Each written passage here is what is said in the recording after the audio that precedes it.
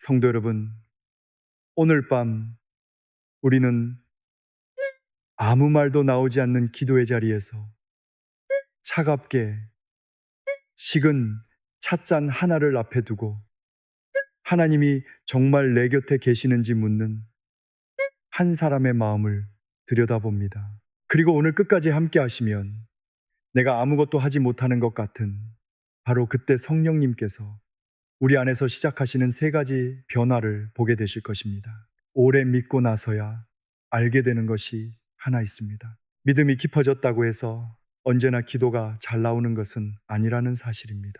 우리에게 정말 위험한 것은 힘든 날이 찾아오는 것 자체가 아니라 힘든 마음을 감춘 채 하나님에게서까지 조금씩 멀어지는 것입니다. 저 역시 기도해야 하는데 기도하기 싫었던 때가 있었고 말씀을 펴놓고도 한 줄이 마음에 들어오지 않아 그대로 덮어버린 날이 있었습니다. 그러니 편안해지기 전에 잠시 시간을 내어 이 영상에 좋아요를 눌러주시고 구독해주세요. 다만 제가 여기서 하는 이야기가 정말 마음에 드실 때만요. 그리고 지금 어디에서 이 말씀을 듣고 계시는지 댓글에 남겨주십시오. 서울인지, 부산인지, 제주인지, 혹은 멀리 다른 나라에 계신지 궁금합니다. 그곳에 지금 시간도 함께 적어주시면 좋겠습니다. 같은 밤이 아닐 수도 있고, 같은 새벽이 아닐 수도 있지만, 말씀 앞에서는 우리가 한 자리에 앉아 있는 것처럼 서로를 기억할 수 있기 때문입니다. 이제 마음을 가라앉히고 잠시 세상의 소리를 내려놓으십시오. 그리고 오늘 밤에 이 길을 함께 걸어가 보겠습니다. 67살 된 한 권사님이 계셨습니다. 남편을 먼저 보내고 혼자 지낸 지 몇 해가 지난 분이었습니다. 어느 늦은 밤이었습니다. 부엌 형광등 하나만 켜져 있었고 식탁 위에는 마시다 남은 보리차가 차갑게 식어 있었습니다. 벽시계 초침 소리가 유난히 크게 들렸습니다. 똑똑똑 휴대전화 화면도 꺼져 있었습니다. 권사님은 기도하려고 두 손을 모았습니다. 그런데 말이 나오지 않았습니다. 한참 뒤에 저에게 이렇게 말씀하셨습니다. 목사님, 기도하려고 앉았는데 아무 말도 안 나옵니다. 하나님께 할 말이 없는 게 아니라 너무 많아서 한마디도 못하겠어요. 그 말을 듣는데 마음이 아팠습니다. 왜냐하면 저도 압니다. 너무 힘들면 오히려 말이 사라집니다. 슬픈데 울음도 안 나오고 서운한데 따질 힘도 없고 하나님께 매달려야 한다는 것도 아는데 기도문 한 문장 만들 힘이 없습니다. 여러분도 그런 밤이 있으셨습니까? 하나님 도와주세요. 그 말조차 입 밖으로 나오지 않는 밤 말입니다.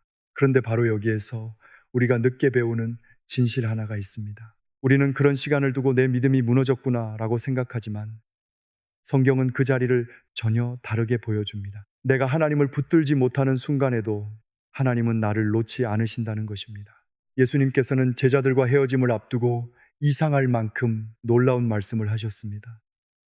제자들은 예수님이 떠난다는 말만 들어도 두려웠습니다. 이제 누구를 따라가야 합니까? 누가 말씀을 설명해 줍니까? 누가 자신들을 붙잡아 줍니까? 바로 그 상실의 아픔을 먼저 품으신 뒤에 예수님께서 말씀하십니다. 그러하나 내가 너희에게 실상을 말하노니 내가 떠나가는 것이 너희에게 유익이라. 내가 떠나가지 아니하면 보혜사가 너희에게로 오시지 아니할 것이요 가면 내가 그를 너희에게로 보내리니. 요한복음 16장 7절 말씀입니다. 떠나시는 것이 유익이라니요. 제자들 귀에는 쉽게 들어오지 않았을 것입니다. 우리도 그렇습니다. 눈앞에서 붙잡을 수 있는 예수님이 계시는 편이 훨씬 낫지 않겠습니까? 그런데 예수님은 말씀하십니다. 성령님께서 오시면 그것이 너희에게 유익하다고 말입니다. 그리고 요한복음 14장 16절에서는 이렇게 말씀하십니다. 보혜사 곧 아버지께서 내 이름으로 보내실 성령, 그가 너희에게 모든 것을 가르치고 내가 너희에게 말한 모든 것을 생각나게 하리라. 여러분, 이것이 단순히 성령님에 관한 교리를 외우라는 말씀일까요? 아닙니다. 오늘 우리가 붙들 질문은 훨씬 실제적입니다. 성령님이 정말 내 안에 계시면 어떻게 할 수 있을까요? 무슨 특별한 감정이 항상 올라옵니까? 눈물이 많아집니까? 기도가 술술 나옵니까? 성경을 펴기만 하면 모든 뜻이 즉시 깨달아집니까? 저는 그렇지 않았습니다. 오히려 어떤 때는 반대였습니다. 기도가 막혔고 마음은 무거웠으며 나 자신에게 실망했습니다. 목사인 저도 나는 왜 이것밖에 안 되지 하는 생각을 한 적이 있습니다. 그래서 성령님의 역사를 우리가 느끼는 기분만으로 판단하면 놓치는 것이 많습니다. 오늘 우리가 확인할 변화는 세 가지입니다. 먼저 기도에 대한 생각이 바뀝니다. 그 다음 말씀의 맛이 달라집니다. 그리고 마지막에는 내가 좋아하던 것과 싫어하던 것, 바로 그 마음의 맛 자체가 조금씩 바뀝니다. 그런데 첫 번째가 뜻밖입니다. 성령님의 도우심은 내가 기도를 아주 잘하고 있을 때 가장 선명하게 드러나는 것이 아닐 수 있습니다. 오히려 67살 권사님처럼 식탁 앞에 가만히 앉아 아무 말도 못하고 있을 때, 하나님, 저는 이제 기도도 못하겠습니다 라는 고백조차 하지 못하고 있을 때, 우리가 전혀 알지 못했던 일이 벌어지고 있습니다. 권사님께 제가 여쭈었습니다. 그날 밤 결국 무슨 기도를 하셨어요? 권사님이 잠시 웃으시더니 말씀하셨습니다. 아무것도 못했어요. 그냥 앉아 있었어요. 바로 그것입니다. 우리는 아무것도 하지 못했다고 말합니다. 그런데 성경은 그 시간에 아무 일도 없었다고 말하지 않습니다. 기도하지 못하는 순간에도 기도는 계속되고 있다면 어떻겠습니까? 내가 입을 열지 못하고 있는데도 누군가 내 슬픔을 정확히 알고 하나님 앞에서 나를 위해 간구하고 있다면 우리는 절망의 밤을 다르게 보게 될 것입니다. 그 권사님은 식탁에 앉아 아무 기도도 하지 못했다고 했습니다. 차는 식어 있었고 벽시계만 똑똑 소리를 냈습니다. 본인은 그 밤에 믿음이 없었다고 생각했습니다. 그런데 성경은 먼저 우리의 기다림이 얼마나 어려운지를 압니다. 기도했는데 아무 변화가 없습니다. 자녀를 위해 몇 년을 기도했는데 그대로입니다. 몸이 아파 기도했고 관계가 회복되기를 기도했는데 달라진 것이 보이지 않습니다. 처음에는 기다립니다. 조금 더 지나면 지칩니다. 그 다음에는 서운해집니다. 저도 그런 적이 있습니다. 기도를 해야 하는데 마음 한쪽에서는 이런 생각이 올라옵니다. 또 기도한다고 뭐가 달라질까? 목사가 이런 마음을 가지면 안 된다고 생각해서 감추려고 했습니다. 그런데 감춘다고 없어지지 않더라고요. 어떤 날은 기도할 힘이 없는 것이 아니라 솔직히 기도하고 싶은 마음 자체가 없었습니다.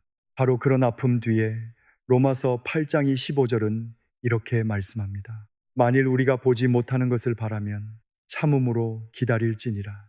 참음으로 기다리라고 합니다. 그런데 여러분, 우리는 잘 못 기다립니다.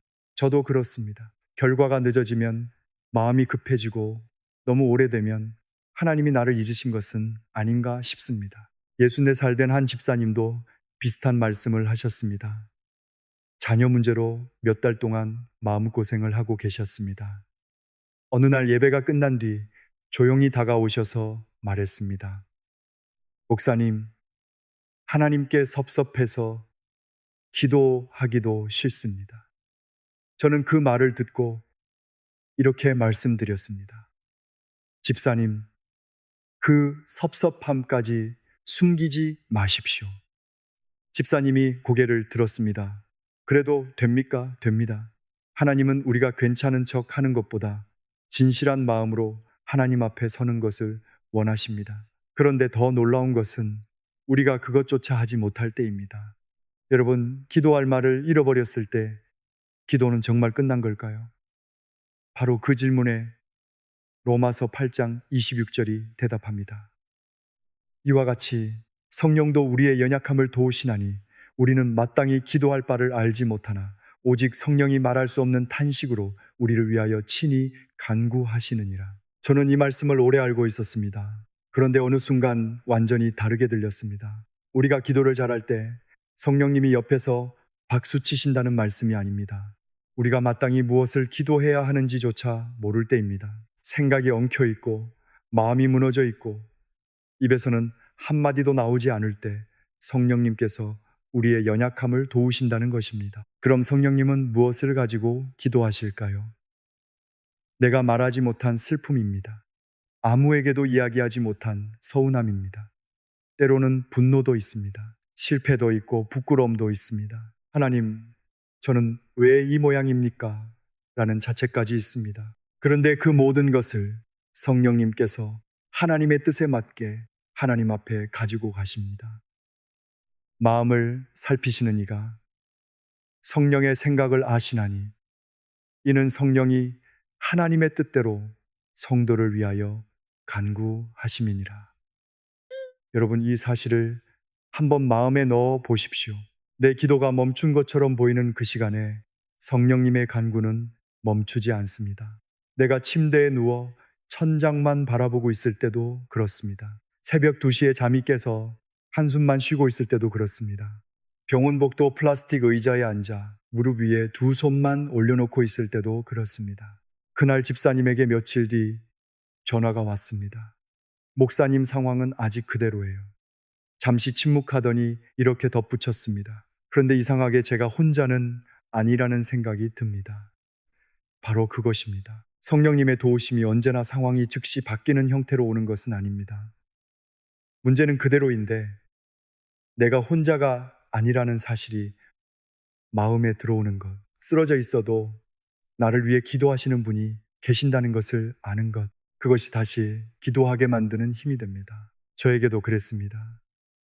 어떤 시간을 지나고 나서 뒤를 돌아보면 이해되지 않던 일들이 조금씩 연결되어 있었습니다. 그때는 손해 같았습니다. 실패 같았습니다. 하나님이 왜 가만히 계시는지 몰랐습니다. 그런 아픔을 충분히 지나고 나서야 로마서 8장이 18절이 들립니다. 우리가 알거니와 하나님을 사랑하는 자, 곧 그의 뜻대로 부르심을 입은 자들에게는 모든 것이 합력하여 선을 이루느니라. 이 말씀은 모든 일이 좋다는 뜻이 아닙니다. 아픈 것은 아픕니다. 잃어버린 것은 아픕니다. 잘못한 것은 잘못한 것입니다. 그런데 하나님께서는 우리가 이해하지 못했던 조각들까지 버리지 않으시고 붙들어 선을 이루어 가십니다. 그리고 그 과정에서 성령님은 침묵하고 계신 것이 아니라 우리를 위해 간구하고 계십니다. 그러니 성도 여러분, 기도에 대한 관점이 바뀝니다.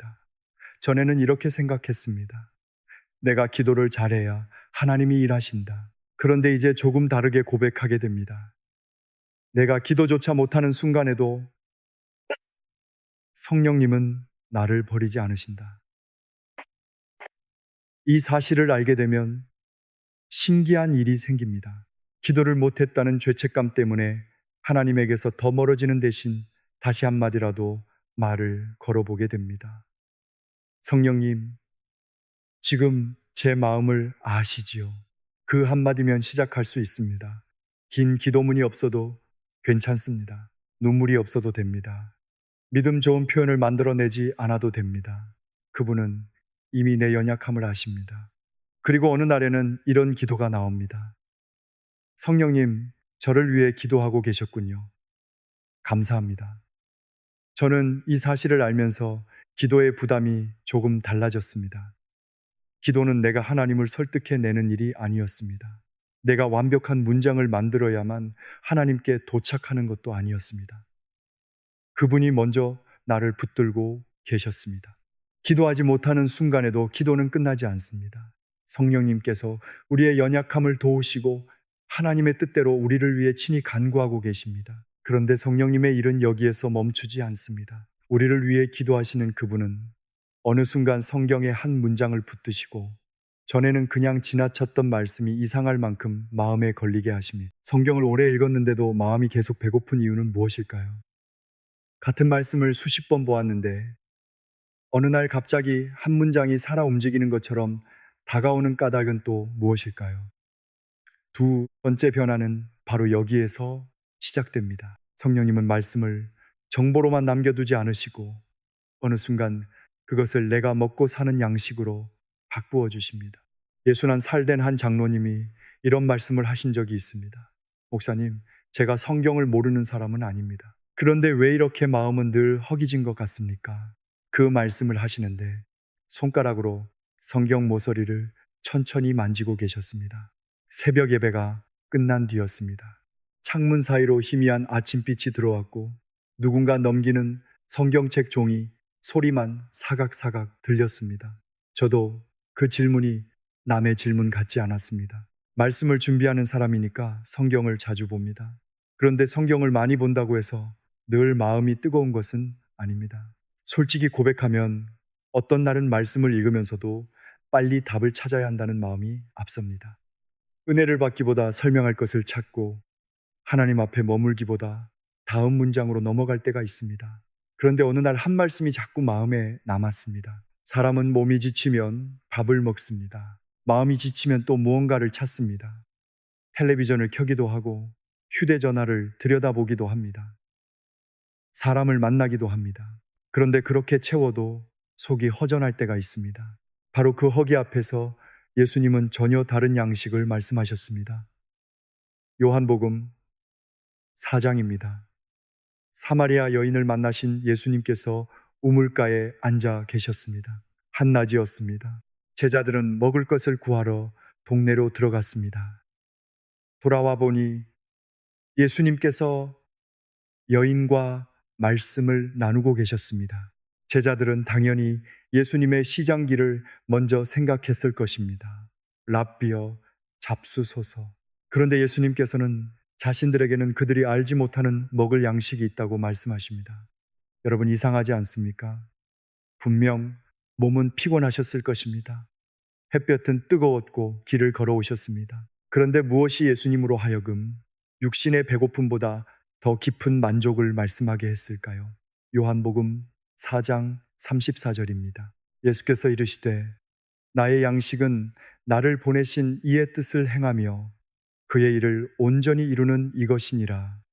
이 말씀을 오래 바라보게 되었습니다. 예수님께서 말씀하신 양식은 단순히 종교적인 일을 많이 하라는 뜻이 아니었습니다. 바로 앞에서 한 여인이 예수님을 만나고 있었습니다. 사람의 눈을 피해 한낮에 물을 기르러 왔던 여인입니다. 숨기고 싶은 과거가 있었고 관계에 상처가 있었습니다. 그런데 예수님은 그 사람을 외면하지 않으셨습니다. 한 사람을 살리는 것이었습니다. 하나님의 뜻 안에서 한 영혼이 다시 일어서고 하나님께 돌아오는 것을 보는 기쁨, 그것이 예수님께는 양식과 같았던 것입니다. 저는 여기서 멈추려고 했습니다. 아, 그렇구나. 하나님의 뜻을 행하는 것이 영적인 양식이구나. 그런데 이상하게 마음에 질문 하나가 남았습니다. 그러면 우리는 그 양식을 어떻게 먹는 것일까요? 성령님께 묻는 마음으로 성경을 조금 더 읽었습니다. 그런데 요한복음 몇 장 뒤에서 다시 양식이라는 말이 눈에 들어왔습니다. 요한복음 6장입니다. 사람은 당장 먹고 사는 문제가 급합니다. 우리도 그렇습니다. 생활비가 걱정되고, 자녀가 걱정되고, 건강이 걱정됩니다.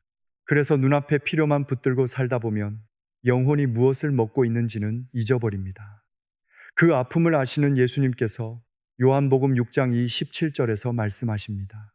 썩을 양식을 위하여 일하지 말고 영생하도록 있는 양식을 위하여 하라.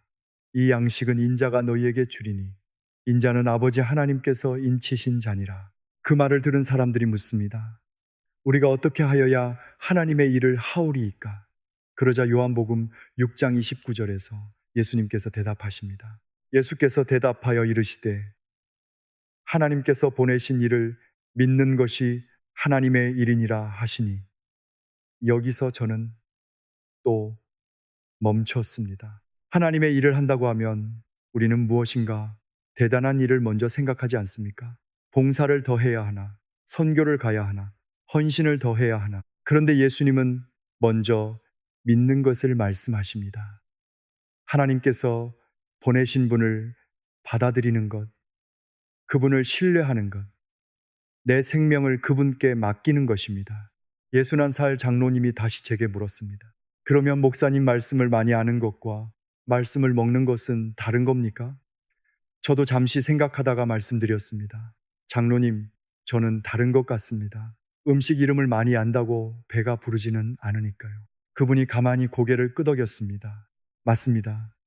말씀을 분석하는 것과 말씀으로 사는 것은 같지 않습니다.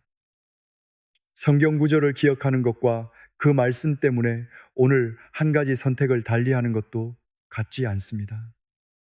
성령님께서는 바로 그 사이를 이어주십니다. 말씀을 읽다가 한 문장이 마음을 붙잡습니다. 그 말씀이 다른 말씀을 생각나게 합니다. 다시 찾아봅니다. 이해가 안 되면 묻습니다. 성령님, 이게 무슨 뜻입니까? 그리고 조금 기다려보는 것입니다. 저는 여기에서 성령님이 모든 사람에게 똑같은 속도로 설명해 주신다고 말하고 싶지 않습니다. 오늘 읽어도 이해되지 않는 말씀이 있습니다. 오랫동안 붙들고도 여전히 어려운 구절이 있습니다. 괜찮습니다. 성령님께서는 우리의 수준을 모르시는 분이 아닙니다. 아는 만큼, 걸어온 만큼, 지금 감당할 수 있는 만큼 말씀을 열어주십니다. 그러다가 요한복음 6장 35절이 나옵니다. 삶이 채워지지 않는 허기를 먼저 아시는 예수님께서 이렇게 말씀하십니다. 예수께서 이르시되 나는 생명의 떡이니 내게 오는 자는 결코 줄이지 아니할 터이요 나를 믿는 자는 영원히 목마르지 아니하리라. 그 순간 질문이 더 깊어졌습니다. 아, 영생하도록 있는 양식은 결국 어떤 지식이 아니구나. 예수님 자신이구나.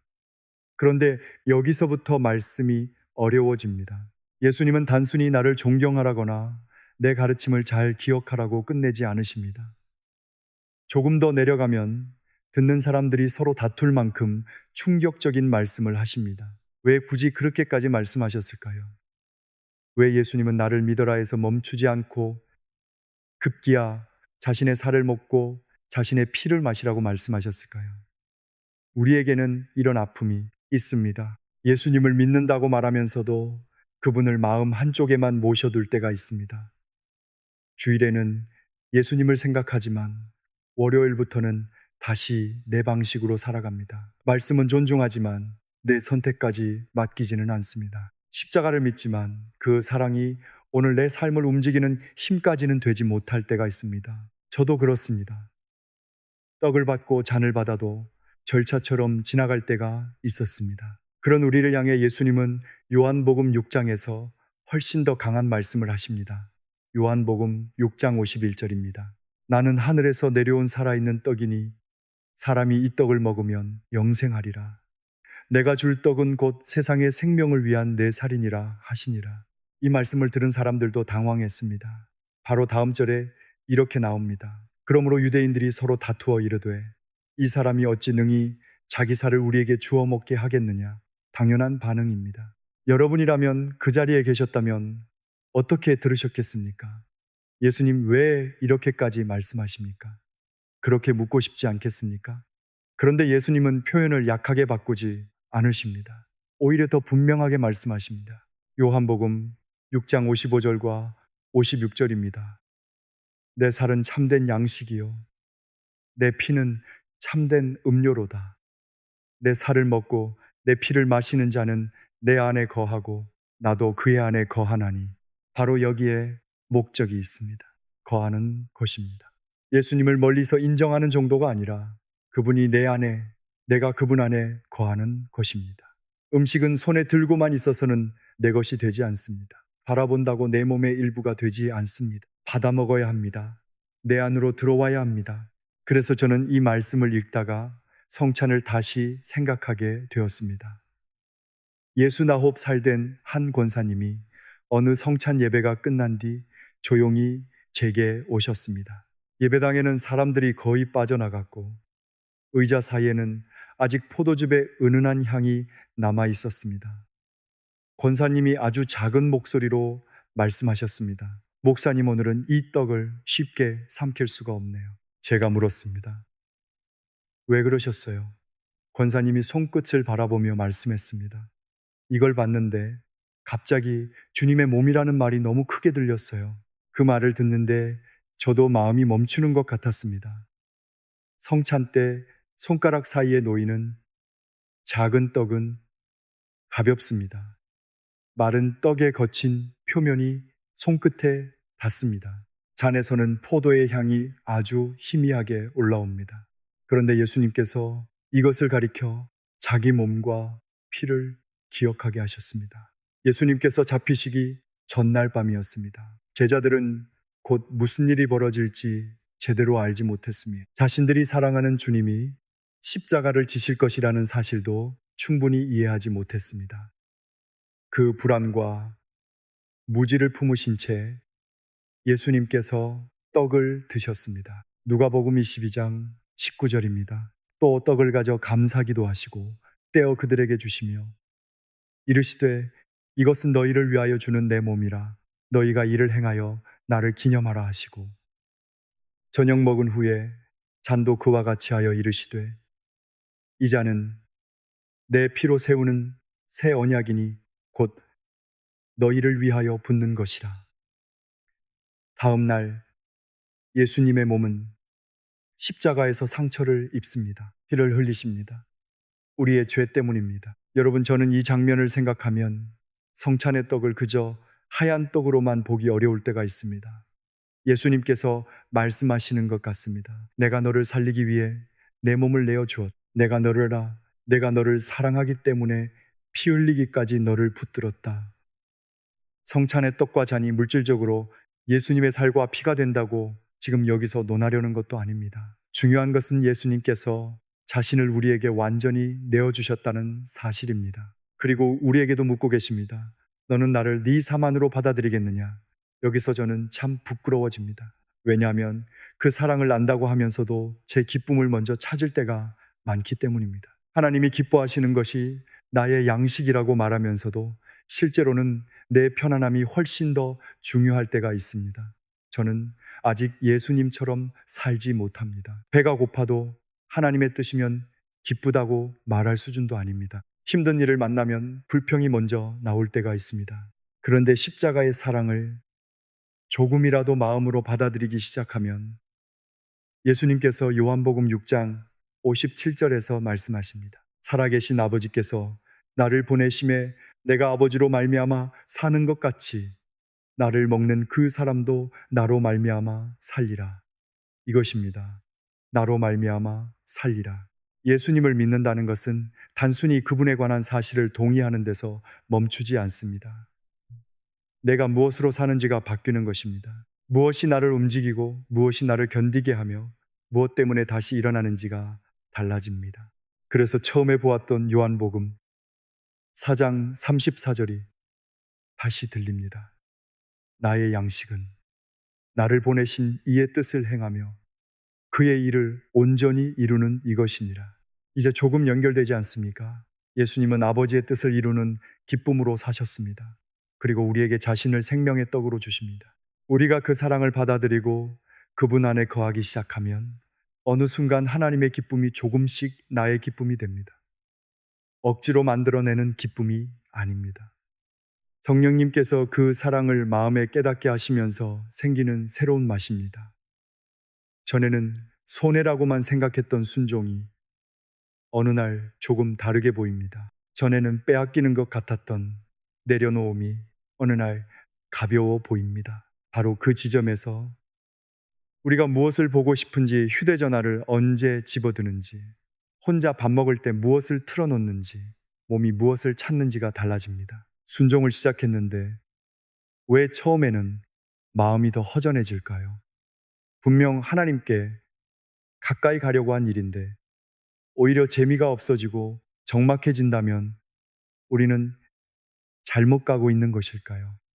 세 번째, 변화의 문을 열면 그 불편한 공백이 사실은 새로운 맛이 생겨나는 자리일 수 있다는 것을 보게 됩니다. 저에게도 그런 시간이 있었습니다. 어느 날 제 눈이 무엇을 따라가고 있는지 돌아보게 되었습니다. 특별히 문제가 될 만한 것을 보는 것도 아니었습니다. 뉴스도 보고 여행 영상도 보고 낯선 나라 사람들이 어떻게 사는지 구경하기도 했습니다. 혼자 밥을 먹을 때는 휴대전화를 세워놓고 영상을 틀어놓았습니다. 그게 뭐가 나쁘겠습니까? 저도 그렇게 생각했습니다.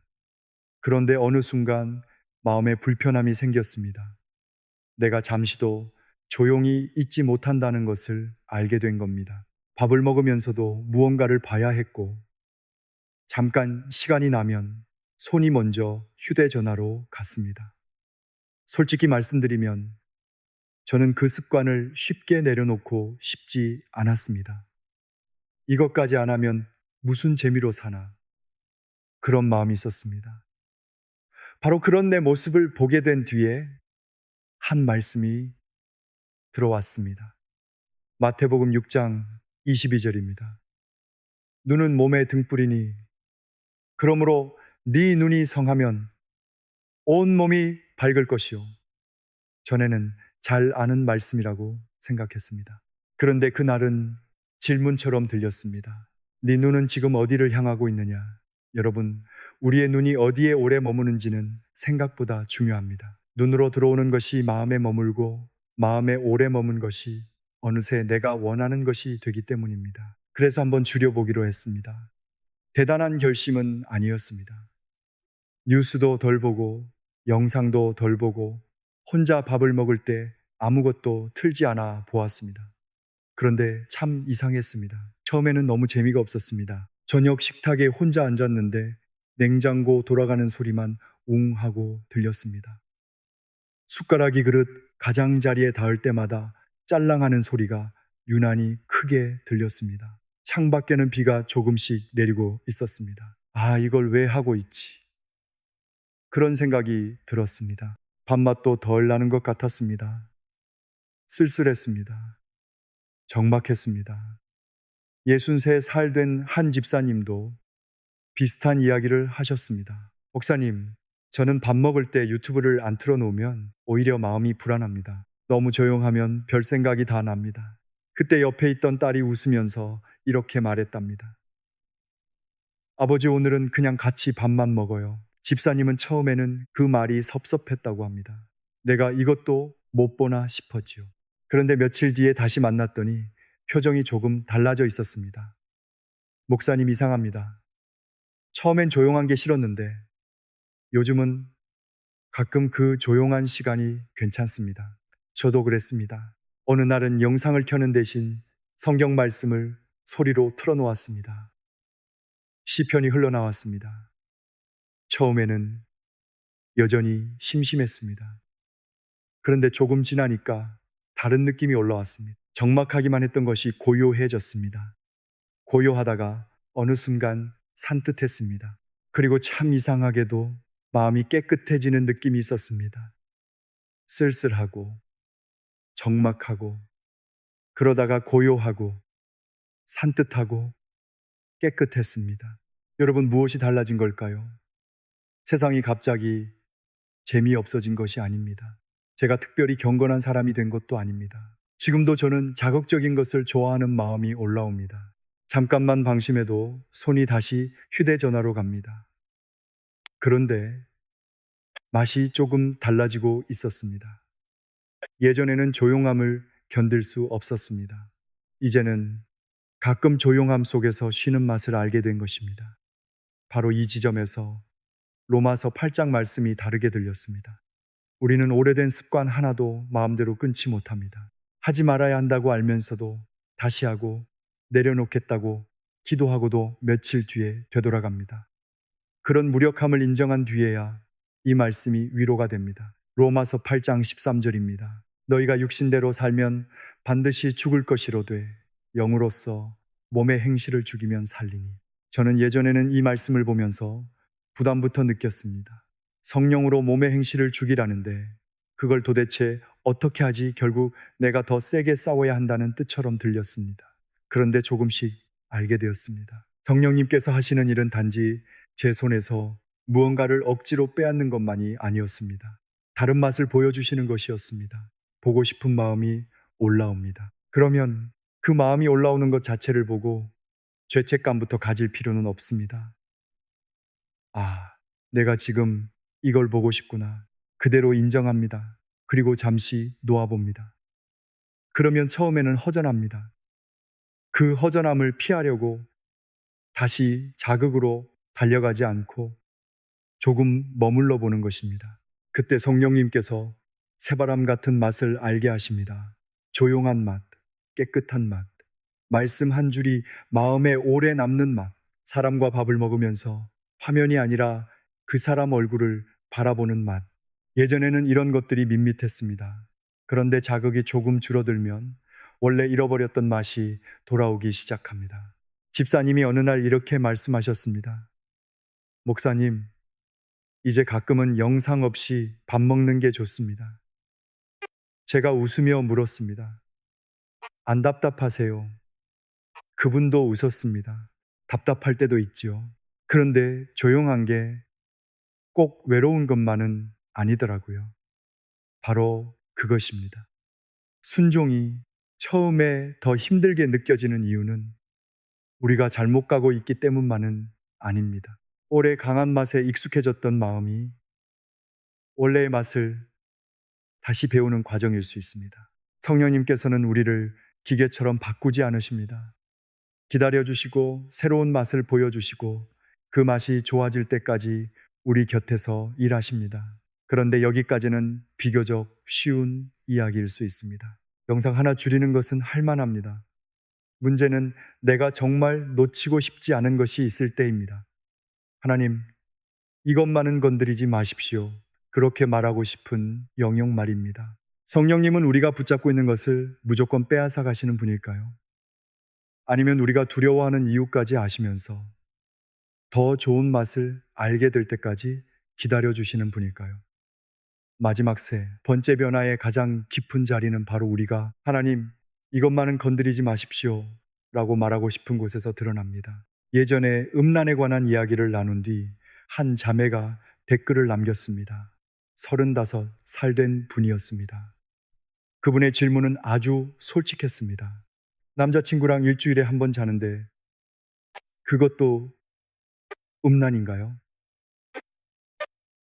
그것까지 안 된다고 하면 저는 어떻게 살아야 하나요?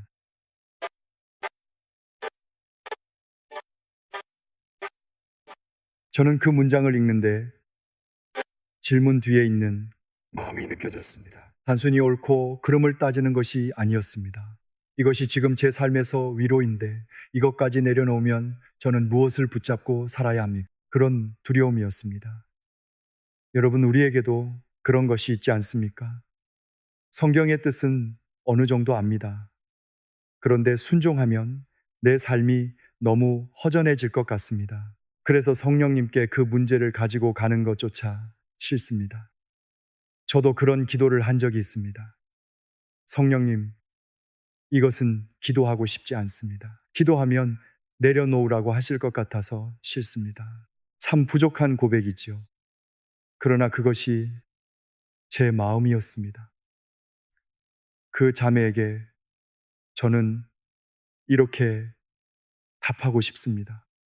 우리는 다 부족합니다. 성경은 결혼 밖의 성관계를 하나님이 기뻐하시는 관계로 가르치지 않습니다. 그러나 하나님은 자매님의 두려움도 아시고 자매님을 사랑하십니다. 정답을 말하는 것으로 사람의 마음까지 움직일 수는 없습니다. 그렇다면 어떻게 해야 할까요? 아주 작은 기도부터 하면 됩니다. 성령님, 저는 아직 이것을 놓고 싶지 않습니다. 하지만 주님의 뜻을 알고 싶습니다. 제가 할 수 없는 것을 도와주십시오. 이 기도는 위선이 아닙니다. 오히려 정직한 기도입니다. 그리고 저는 성령님이 우리의 마음을 폭력적으로 끌고 가시는 분이라고 생각하지 않습니다. 하나님 사랑의 성품을 고린도전서 13장 4절은 이렇게 말씀합니다. 사랑은 오래 참고 사랑은 온유하며 시기하지 아니하며 사랑은 자랑하지 아니하며 교만하지 아니하며 사랑은 오래 참습니다. 기다립니다. 그러면서 우리를 방치하지도 않습니다. 조금씩 더 좋은 영향력을 주십니다. 내가 그분 앞에서 안전하다는 것을 알게 하시고 마음을 열 수 있게 하십니다. 그 자매가 만약 정말 변하고 싶은 마음이 생겼다면 이렇게 시작해 볼 수 있습니다. 한번 멈춰 보는 것입니다. 불편합니다. 허전합니다. 몸도 마음도 익숙했던 것을 찾습니다. 그때 옛 욕구와 하루 종일 씨름만 하지 마십시오. 그 욕구가 있다는 사실을 정직하게 인정하고 성령님께 가져가십시오. 성령님, 지금 저는 다시 돌아가고 싶습니다. 그리고 조금 기다려보는 것입니다. 깨끗합니다. 예전에는 몰랐던 자유가 조금 느껴집니다. 마음속에서 이런 말이 나옵니다. 아, 꼭 이것이 있어야만 내가 살 수 있는 것은 아니었구나. 그때부터 변화가 빨라질 수 있습니다. 억지로 이를 악물어서만이 아닙니다. 맛이 바뀌기 때문입니다. 성령님께서 새바람을 일으키시기 때문입니다. 여러분, 오늘 처음에 세 가지 변화를 말씀드렸습니다. 첫째, 기도에 대한 관점이 바뀝니다. 내가 기도조차 하지 못할 때 성령님께서 우리의 연약함을 도우시고 하나님의 뜻대로 우리를 위해 간구하십니다. 그러니 침묵의 밤에도 우리는 혼자가 아닙니다. 둘째 말씀이 양식이 됩니다. 성령님께 묻고 말씀 안에 머물면 전에는 지나쳤던 구절이 다른 말씀과 이어지고 결국 예수님 자신이 우리의 생명의 떡이라는 사실을 조금씩 알게 됩니다. 그분이 나를 위해 몸을 내어주셨고 피 흘려 사랑하셨다는 사실이 머리에서 마음으로 내려옵니다. 그리고 셋째 맛이 바뀝니다. 전에는 자극적인 것이 좋았고 조용한 것이 싫었습니다. 내려놓는 것은 손해처럼 느껴졌습니다. 그런데 성령님께서 새바람을 주시면 쓸쓸함 속에서 고요함을 발견하고 적막함 속에서 산뜻함을 맛보고 결국 깨끗함의 기쁨을 알아갑니다. 성도 여러분, 성령님은 의지할 만한 분이십니다. 아직 못 내려놓은 것이 있어도 숨기지 마십시오. 저는 싫습니다. 그것도 말씀하십시오. 저는 무섭습니다. 그것도 말씀하십시오. 그래도 주님 뜻대로 살고 싶습니다. 그 마음이 있다면 그대로 가지고 나아가십시오. 기도하겠습니다. 하나님, 감사합니다. 성령님께서 우리 안에 오셔서 우리가 기도조차 하지 못할 때 우리의 연약함을 도우시고 우리를 위하여 간구하심을 믿게 하여 주시옵소서. 말씀을 가르쳐 주시고 예수님의 말씀을 생각나게 하셔서 영의 양식을 먹게 하여 주시옵소서. 우리가 붙잡고 있는 것을 억지로 숨기지 않게 하시고 두려움까지 주님께 말씀드리게 하여 주옵소서. 우리 안에 새바람을 일으키셔서 고요하고 산뜻하고 깨끗한 맛을 알게 하시며 성령님의 인도하심 안에서 우리가 안전하다는 사실을 깊이 깨닫게 하여 주시옵소서. 부족한 우리를 오래 참고 인도하여 주시고 날마다 예수님으로 말미암아 살게 하여 주옵소서. 감사드리며 예수님의 이름으로 기도합니다. 아멘. 긴 시간 함께 해주셔서 감사합니다. 오늘 말씀이 정말 마음에 남으셨다면 구독으로 함께 해주십시오. 다음 영상에서는 내 마음에서 떠오르는 생각이 성령님의 인도인지 단순한 감정인지 어떻게 분별할 수 있는지 구체적으로 살펴보겠습니다.